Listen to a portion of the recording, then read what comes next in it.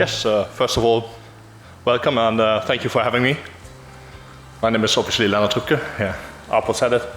I'm from Jakobsen, and with us, essentially, everything is about human performance.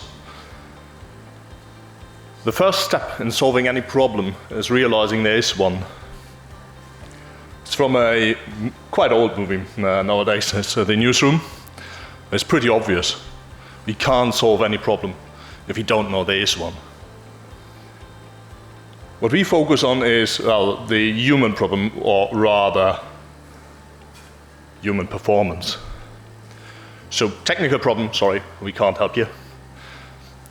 But everything crew related, everything that my predecessor here spoke so passionately about, that is what we are about.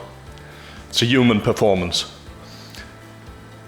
If the first step is recognizing there is a problem, what is the second step? What is actually what we need to do to go on from beyond just recognizing one? Well, everybody who's working a little bit longer in our industry, we are well aware which challenges we daily face. And when we're looking at human performance, we need to obviously understand it. The brief definition is human performance is the ability of individuals, teams, and organizations to safely and efficiently overcome problems, challenges in varying conditions. And obviously, this ability depends on a variety of factors, which we commonly call performance influencing factors, most well known thanks to SAIA 2.0 right now.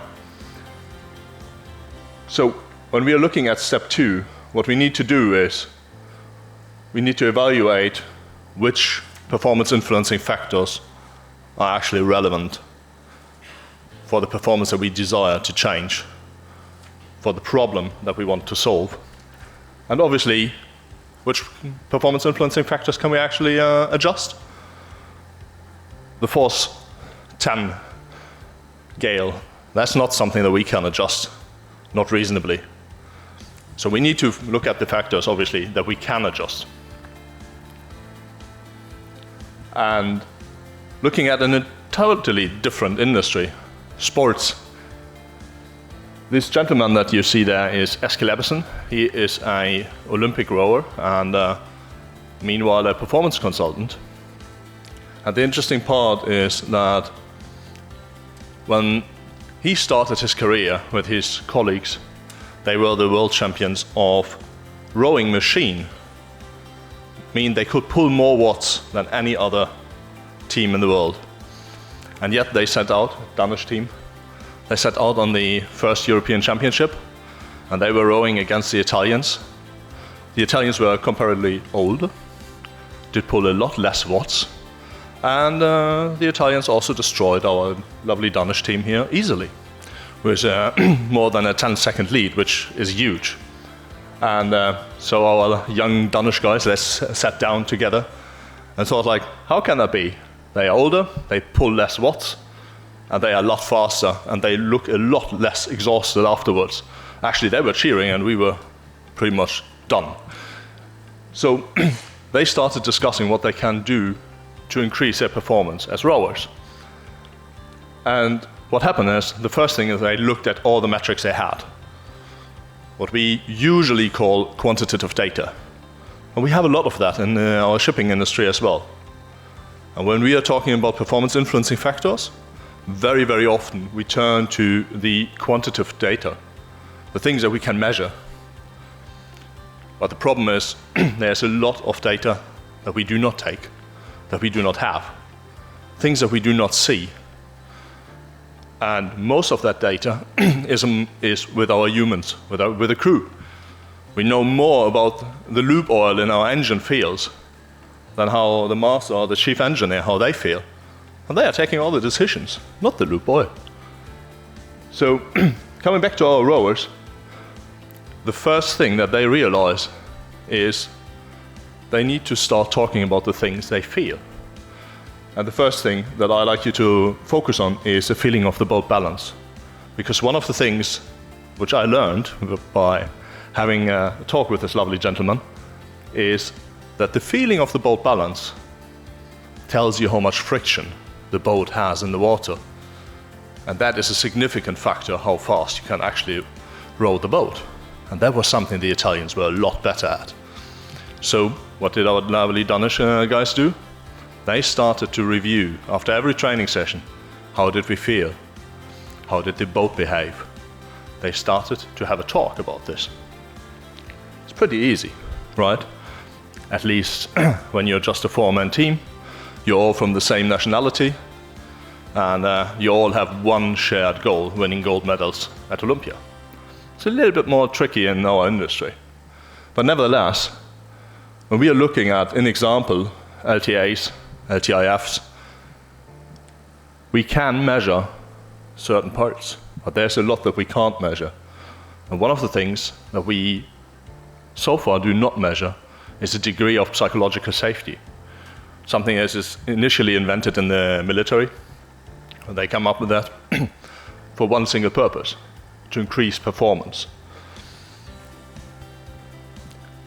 If we focus on that, that means what we need to do is, in step 3, we need to find the right parameters to measure these performance influencing factors, be it psychological safety, collaborative leadership, or any other measure that we find suitable to solve our problem, our performance.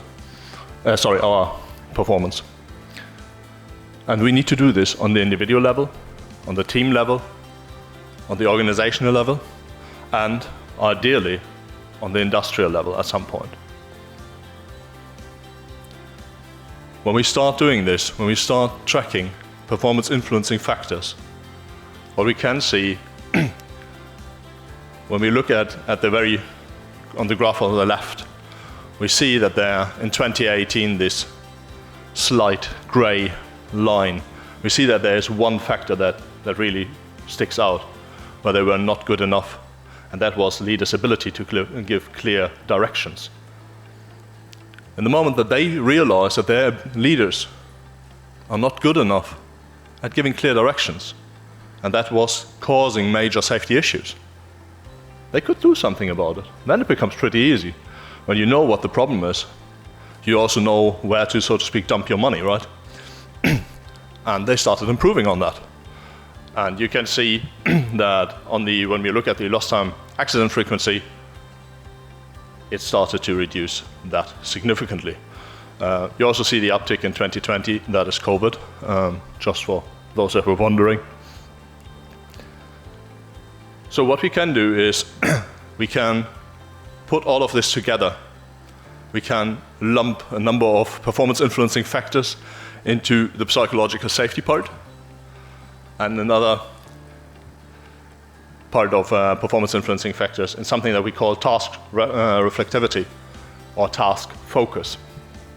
And by that, we can essentially have a number on what we call the collective intelligence.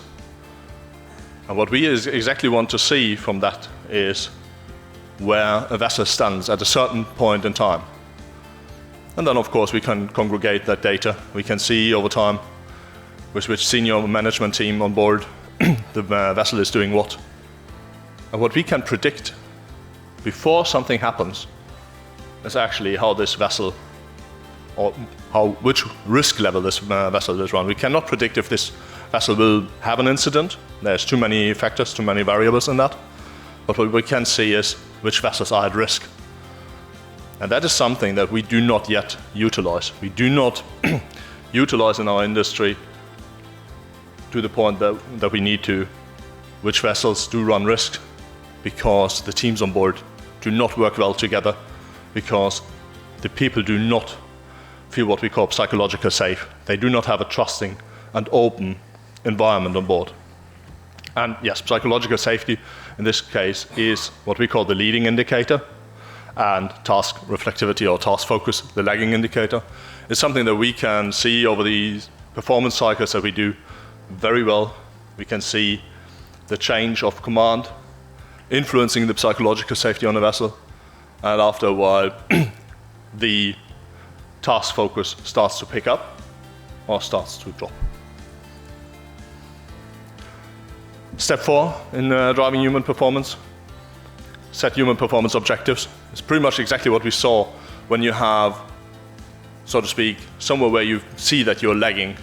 Obviously, you need to put an objective where you want to be. Define timeline to reach the objective. SMART goals, we all have heard about that. And act upon it. And that is essentially what we see the fleet, where we saw the previous graphs from, what they did. 2018 they started, more than half of the vessels in the underperforming sector. And over the years, we can see the move into the high performance sector, because they knew what they need to invest in, what challenges they need to tackle, how they can improve the performance, because they were focusing on the right performance influencing factors. Interestingly enough, in 2023, that company bought a lot of vessels, more than 20, and immediately with the intake of a lot of new crew, the performance dropped. But in 2024, they come up very quickly again, simply because they have once established this. They have once established how to focus correctly on performance influencing factors. So to summarize here in my very last minute, obviously 4 steps to improve human performance. Realize the need to improve the human performance. Identify and evaluate the relevant performance influencing factors. Find parameters to measure it. And then set the objectives and act upon it. Thank you.